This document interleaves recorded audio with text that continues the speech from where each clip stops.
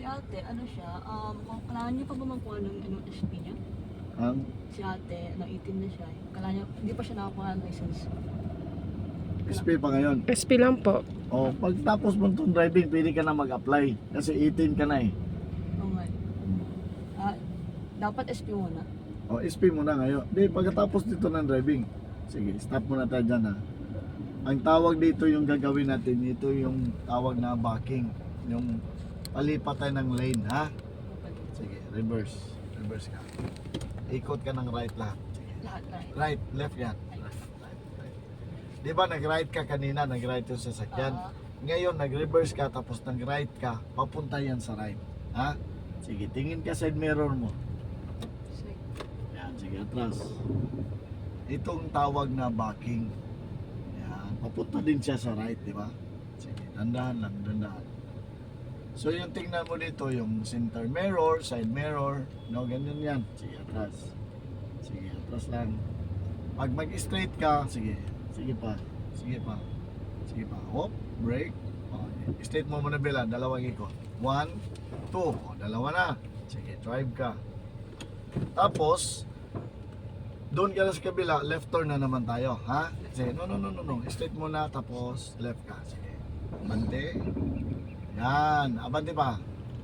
O, yan ang tawag ko na. Straight. Doon ka, left turn ka. Sige, abante. Yan, o. Iba na naman ikot natin na left turn na naman tayo. O, yan ang ibig sabihin yan. Sige, straight. Sige, straight. Tapos left ka doon. Last time dito ka nag-ikot, di ba? Oh. I-review natin yung ginawa mo kasi paglabas natin, ganon din yan, ha? Sige, akyat tayo sa bridge.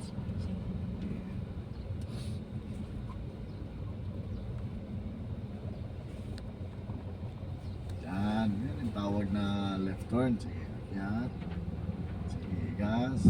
Gas konti. Pagbaba, balik sa brake. Sige. Yan.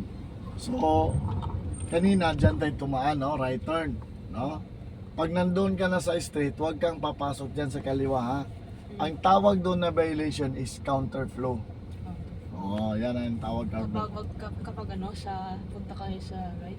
Oh, pumunta ka dyan sa left, yung sa left mo, yan ang counterflow pag dumaan ka dyan. Oh, kasi kadalasan pag mga subdivision, mga secondary road, alternative road, 2 lanes lang talaga yan, no?